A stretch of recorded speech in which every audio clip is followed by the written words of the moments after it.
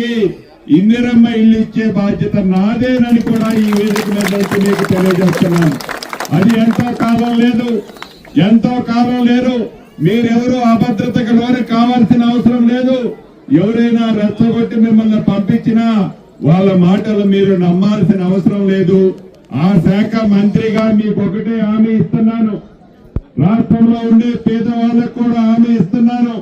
నిన్న కలెక్టర్ల మీటింగ్ లో చెప్పాం, గత ప్రభుత్వంలో ఏవైతే ఇళ్లు కట్టి వదిలేశారో, గత ప్రభుత్వంలో ఏవైతే కిటికీల దాకా గోడలు కట్టి వదిలేశారో అటువంటి ఇళ్లన్నింటినీ పూర్తి చేయడంతో పాటు ప్రతి నియోజకవర్గానికి మొదటి విడతగా 3,500 ఇళ్లు ఇచ్చే కార్యక్రమాన్ని ఇప్పటికే లబ్ధిదారుల విషయంలో సుమారు 90% ఎవరెవరనేది నిర్ణయించడం జరిగింది. రేపు గ్రామ కమిటీలు పెడతారు. గ్రామ కమిటీల్లో అర్హులైన వాళ్ళని నేను కలెక్టర్ గారు కాదు నిర్ణయించేది, గ్రామంలో ఉండే పెద్దలు మీరే నిర్ణయించి ఆ పద్ధతిలో తప్పకుండా అర్హులైన వాళ్ళకి ఇందిరమ్మ ఇల్లు రేపు 26వ తారీఖు నుంచి ఇస్తున్నాం. ఇక 4వది, రైతు బంధువు లేదు, అది లేదు, ఇది లేదు అని ఆనాటి మాజీ ముఖ్యమంత్రి గారి టీం చెబుతుంటది. ఎవరైతే అర్హులైన రైతులు వ్యవసాయానికి యోగ్యమైన భూమి ఏదైతే ఉందో అది ఎన్ని ఎకరాలున్నా యోగ్యమైన భూమి ఉంటే కొండలు గుట్టలకి వాగులు వంకలకి రియల్ ఎస్టేట్ భూములుగా మార్చిన వాటికి ₹1 కూడా ఈ ప్రభుత్వం ఇయ్యదు.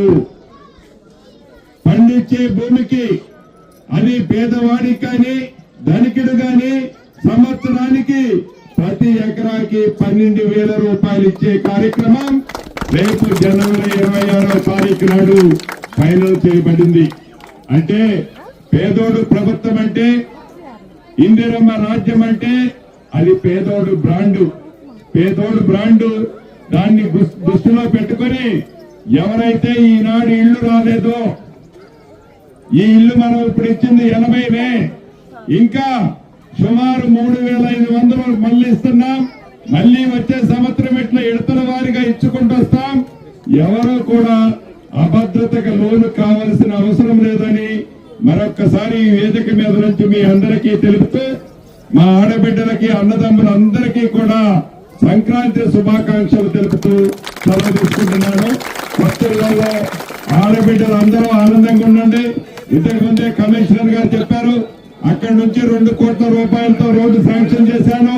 అదే రకంగా పార్కుకు కూడా ₹50 లక్షల శాంక్షన్ చేశాను. రాబోయే కొద్ది రోజుల్లోనే ఈ రోడ్డు 4-5 రోజుల్లో పని మొదలవుతుంది. పార్క్ వర్క్ కూడా మొదలవుతుంది.